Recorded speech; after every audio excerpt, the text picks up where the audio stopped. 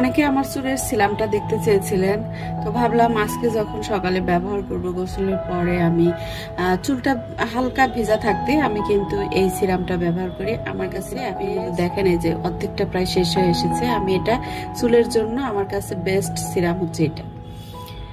তো যাই এটা দেখায়। আর আমি যেটা ফেসে অ্যাপ্লাই করি সেটাও জানতে চেয়েছেন। এটা আমি রাত্রে ব্যবহার করি। যাদের বাজেট একটু বেশি আছে তারা তো অবশ্যই অর্ডিনারি সিরাম ব্যবহার করবেন। আর আমি এটা কিন্তু ব্যবহার করি লিলাকের। এটা আমার কাছে বেশ, এটা একটু যাদের বাজেট কম তারা কিন্তু অনায়াসেই সব ধরনের ত্বকে ব্যবহার করা যায়। আর আমি এটা রাত্রে মুখ ফ্রেশ হয়ে ঘুমানোর আগে হচ্ছে এই সিরামটা ব্যবহার করে তারপরে ময়েশ্চারাইজার ব্যবহার করে ঘুমিয়ে পড়ি।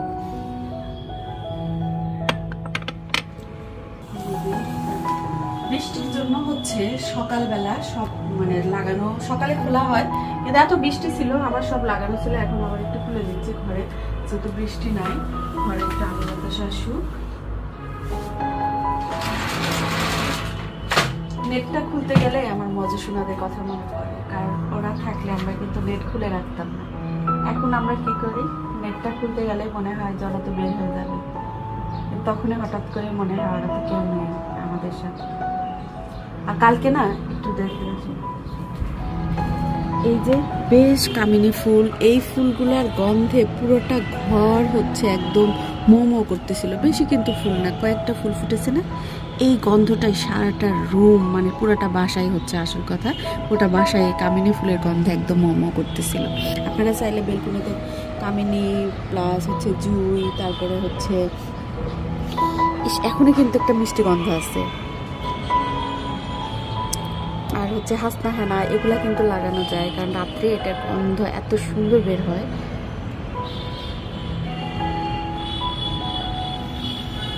গাছটাতে আজকে কোনো ফুল নাই। আজকে এই গাছটা দেখে শিমুলের কথা, নীলুফা শিমুল আইডির নীলুফার কথা মনে পড়ছিল। আমার মিষ্টি বোনটা বলছিল যে আপু তোমার সাদা জবার গাছটা যে কোন দিন আমি নিয়ে আসবো। নীলুফা, তোমার এই কথাটা আমার সারা জীবন মনে থাকবে। আর কখনো যদি তোমার সাথে আবার দেখা হয়, মনে হয় সাদা জবার গাছটা যদি তোমাকে আমি গিফট করতে পারতাম তাহলে আমার সবচেয়ে ভালো লাগতো। তো ইনশাল্লাহ, যেহেতু আমরা বাংলাদেশে আছি আর পৃথিবীটা গোল, কোনো এক সময় দেখা হতেও পারে, তাই না? তো আল্লাহর কাছে কামনা করি তোমার সাথে যেন কখনো দেখা হয়, তখন যেন আপু এই গাছটা গিফট করতে পারি। এই গাছটা মানে সাদা জবাটা, এটা মনে হয় কালকে ফুটেছিল, জবাটা হয়ে গেছে, গাছের গোড়ায় দিয়ে রাখি। আজকে কিন্তু ফুল নাই, কলি আছে, বেশ অনেকগুলা কলি আছে, হয়তো ফুটলে একসাথে ফুটবে। প্রতিদিন 4টা 5টা করে ফুল ফুটে। আর এই তো আমার পুত্তলিকা না, কারণ এগুলা গাছ আমি আর ধরবো না, একদম ঈদের পরে এসে ওদের যেরকম ইচ্ছা সেরকম থাকুক, ওদের মতো করে ঈদের পরে এসে এদেরকে সুন্দর করবো ইনশাল্লাহ। তো বেড টেড সুন্দর করে গুছিয়ে নিলাম, হচ্ছে এই জানালাটাও এখন খুলে দিব।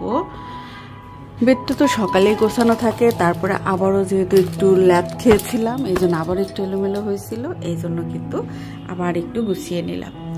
আর ওই যে আমার হাজব্যান্ড হচ্ছে তসবিহ তেলাওয়াত করে এখানে রেখেছে। এই যে এটাই আমি বলছিলাম, ঘর গোছানোর সময় আপনার যখন যে কাজটা চোখের সামনে পড়বে সেই কাজটা হচ্ছে সেখানকার কাজটা তখনই করে নেওয়া উচিত।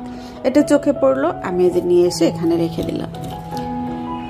তারপরে এটাতে হচ্ছে চা বানিয়ে নিয়েছিলাম কালকে, একটু আমার যেহেতু ঠান্ডার একটু সমস্যা এই জন্য, তো এই চাটা কিন্তু মানে এখন একটু আছে, তো এটা এখন আমার চোখে পড়লো, কালকে আর খেয়াল করিনি। তো এটা এখন ধুতে দিব।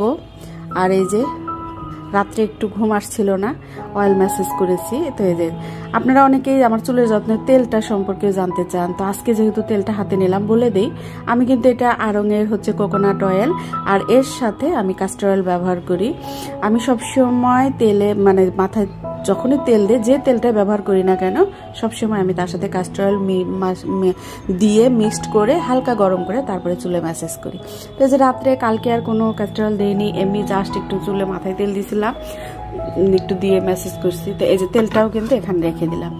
আর এই যে আপনারা কিন্তু সানব্লক হিসেবে এই সিসিমি অয়েলটাও ব্যবহার করতে পারেন। এটা আমার হাজবেন্ড মানে খুবই ওর ফ্রেন্ড হয়ে গেছে, মানে ও এটা খুব ব্যবহার করে, এটা ওর ফেভারিট। আর হচ্ছে এটার ভিতরে আমি গ্লিসারিন পানি দিয়ে মিক্সড করে রাখছি, এটা আমার মানে রাত্রে ব্যবহার করি এটা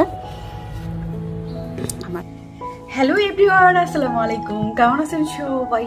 সকাল সকাল সবাইকে সুপ্রভাত জানিয়ে, এখন অবশ্য সকাল আছে, সুপ্রভাত বলার সময় আছে, কিন্তু এখন বাজে প্রায় 10:30। একটু পরে শিউলি চলে আসবে, তার আগে কিন্তু আমার যে কাজগুলো থাকে সবকিছু কিন্তু ওকে করে নিয়ে প্লাস গোসলও শেষ করে নিলাম। তো ভাবলাম আপনাদের সাথে একটু কথা বলি। তো গত কয়েকদিন হলেই মানে ভিডিও দিচ্ছি, কিন্তু কোনো ভিডিওতে আমি যে বাড়িতে যাব প্লাস আমার বাড়িতে কাজগুলা কিভাবে হচ্ছে কি হচ্ছে না হচ্ছে, আমি তো সেই টেনশনেও আছি। প্রতিদিন ভিডিও কলে কথা হয় আমার দেবর শাকিলের সাথে, ও হচ্ছে কাজগুলো কি হয়েছে সেগুলা হচ্ছে ভিডিও করে দেখায়, যে যেমন কতদিন আমাদের যে ছোট পকেট গেটটা ছিল সেটা কিন্তু লাগানো হয়েছে। তো একটু ভুল হয়ে গেছে আসলে, নিজের স্পটে থেকে কাজ করা আর হচ্ছে দূরে থেকে কাজ করার মধ্যে পার্থক্য আছে, কিছুটা হলেও আপনাদের এরকম হবে। তারপরেও আমরা আলহামদুলিল্লাহ, কারণ আমার ওই দেবরটা খুবই সাপোর্ট দিচ্ছে, প্লাস হচ্ছে আমার ফুপা আছে, যেমন মানিকের শ্বশুর, মানে আমার দেবরের শ্বশুর, তো ফুপা থাকার কারণেও কিন্তু আমরা অনেকটাই টের পাচ্ছি না। আর আমি তো বেশ কিছুদিন ছিলাম। তো ইনশাল্লাহ আমরা বাড়ির কাজের জন্যই কিন্তু আমাদের টিকিট কাটা ছিল 12 তারিখে নাইটে যাব, 21 তারিখের নাইটে চলে আসবো। তারপরে কিন্তু আবার কিন্তু আমরা এই বাড়ির কাজের জন্য আর কিছু মানে কারণে আমরা কিন্তু 8 তারিখের নাইটে যাচ্ছি, বিশেষ করে আমার ছেলেটার জন্য, কারণ ও অনেকদিন বাড়িতে যায় না। আর এবার তো মনে হচ্ছিল যে বাড়িতে যাওয়ার জন্য পাগল হয়ে যাচ্ছে, সেজন্য ও মানে আমি আরো এতদিন ছিলাম, এজন্য পাগল হয়ে যাচ্ছে যে আমি যাব ক্লাস মিট যায় যাক। তো ওদের স্কুল 12 তারিখের ছুটি দেখে আমরা 12 তারিখের নাইটে কিন্তু টিকিট কাটি, কিন্তু না, ওর জন্য আমাকে আরো 4 দিন আগে যেতে হচ্ছে, প্লাস বাসায় কিছু কাজও আছে, সেজন্য যাব। তো আপনাদের সাথে একটু বলে নিলাম, আমি কিন্তু 8 তারিখের নাইটে বাড়িতে যাচ্ছি, আর মানে আমার হাজবেন্ড ও যাবে 13 তারিখের নাইটে। তো তারপরে তো বাড়িতে যাওয়ার পরে বাড়ির ভিডিওগুলো আপনাদের সাথে শেয়ার করব।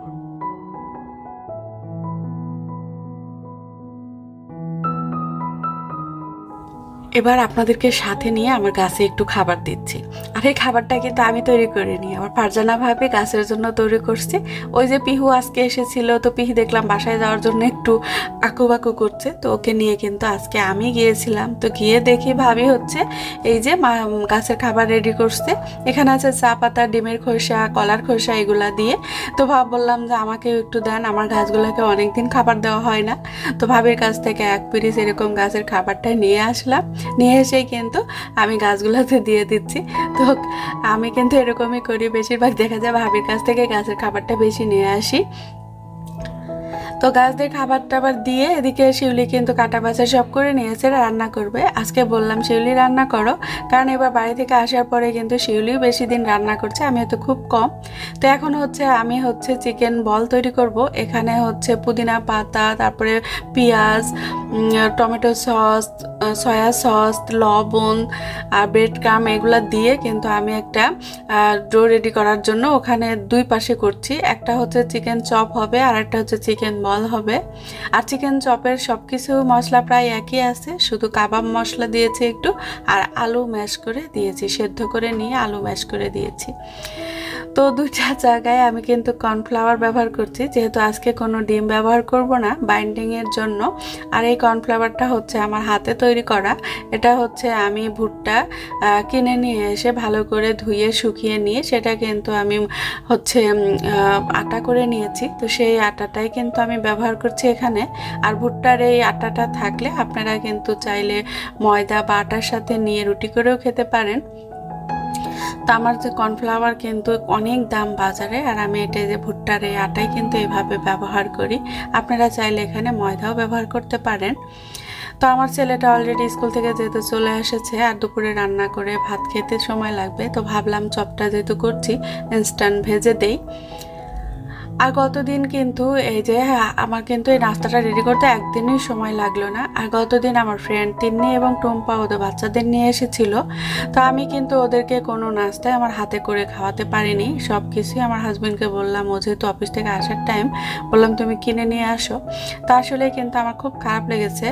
আর কেউ যদি বাসায় আসে তাকে যদি নিজের হাতে কোনো কিছু রান্না করে না খাওয়ানো যায়, আর বিশেষ করে প্রিয় মানুষরা যদি হয়, তাহলে তো আরও বেশি কষ্ট লাগে। তো আমি বেশ কিছুদিন বাসায় না থাকার কারণে আমার বাসায় কিন্তু অনেক কিছুই নাই। আর যেহেতু আসার পরেও কিচেনে একটু কমই ঢুকছি, প্রতিদিন প্রায় শিউলি রান্না করে, তো ওই জন্য দেখা যাচ্ছে আমার কোথায় কি আছে না আছে আমি তেমন একটা জানিও না। আর আমার হাজব্যান্ডও বলছিল যে তুমি যে কয়দিনের জন্য এসেছো, একবার ঈদের পরে এসে সংসারে প্রেশারটা নাও, এখন আর এত প্রেশার নেওয়ার দরকার নেই, মেন্টালি এবং শারীরিক কোনো প্রেশারেরই দরকার নেই, তুমি রিল্যাক্স করো। তো আমিও কিন্তু তাই করছিলাম। তারপর ওই যে চিকেন কেমা ছিল, তো ভাবলাম বাসায় যাওয়ার আগে একটু নাস্তা রেডি করি, 2 দিন তো আছে, 2 দিনে হয়তো বাচ্চারা একটু খাবে, শেষ করে নেবে যেহেতু অল্প অল্প করে। তো চিকেন বলের ডোটা কিন্তু আমি ফ্রিজে রেখে দিলাম, একটু স্টিকি ভাব আছে, এই জন্য 1-1.5 ঘন্টা রাখলে ওই স্টিকি ভাবটা চলে যাবে, তারপরে চিকেন বলটা করে নিব। আর এই যে চিকেন চপটা আমি কিন্তু এদিকে বানাচ্ছি, প্লাস এদিকে একটু ভেজেও নিচ্ছি বাচ্চাদের জন্য। আর চিকেনের কোনো রেসিপি যদি বাসায় আমি তৈরি করি, ওই দিন মনে হয় আমার বাচ্চাদের ঈদের দিন ওরা এত পছন্দ করে। আর দেখলেন তো একদম ইজিভাবে কিন্তু আমি 2টা চিকেনের নাস্তা রেডি করে নিলাম। তো এভাবে কিন্তু আপনারা চাইলে করে ফ্রিজে রাখতে পারেন। আর এই যে এখন আমি সস দিয়ে দিয়েছি, বাচ্চারা খুব মজা করে খাবে, একদম মুসমুসে হয়। এখানে যেহেতু ব্রেড ক্রাম্ব ব্যবহার করেছি, কর্নফ্লাওয়ার ব্যবহার করেছি, আর সরাসরি ভেজে নিয়েছি, এগুলা কিন্তু খেতে একদম মুসমুসে হয়। আপনি চাইলে কিন্তু অবশ্যই ফ্রোজেন করে রাখবেন। আর এই খাবারটা অনায়াসে ভাতের সাথেও কিন্তু খাওয়া যায়, প্লাস হচ্ছে সকালে বাচ্চাদের, তারপরে বিকেলে, প্লাস হচ্ছে স্কুলের টিফিনেও ব্যবহার করা যায়। তোর বাকিগুলো বানিয়ে ফ্রিজে রাখলাম। আর এদিকে দুপুরের খাবার খাবো। আর দুপুরের খাবার হিসেবে আজকে কিন্তু দারুণ সব খাবার আছে। ছোট মাছের চচ্চড়ি, আর সাথে আছে হচ্ছে কাতল মাছের মাথা দিয়ে মুড়ি ঘন্ট, আর এদিকে হচ্ছে গাজর আলু বটবড়ি দিয়ে একটা সবজি। তো মেয়েদের প্লেটটা সাজিয়ে দিচ্ছিলাম, দিয়ে তারপরে কিন্তু আমি খাবো। আর এই যে মুড়ি ঘন্ট বাটিরটাতে আর নেয়নি, ওটা একদম পাতিল সহই কিন্তু টেবিলে নিয়ে এসেছি। এরকম মজার খাবার দেখলে আসলে খিদার সময় কিন্তু আর নিজেকে ধরে রাখা যায় না। তো আমি কিন্তু এখন খাওয়া শুরু করে দেব। চলুন আপনাদেরকে সাথে নিয়ে একটু দুপুরে খাবারটা খেয়ে নেই।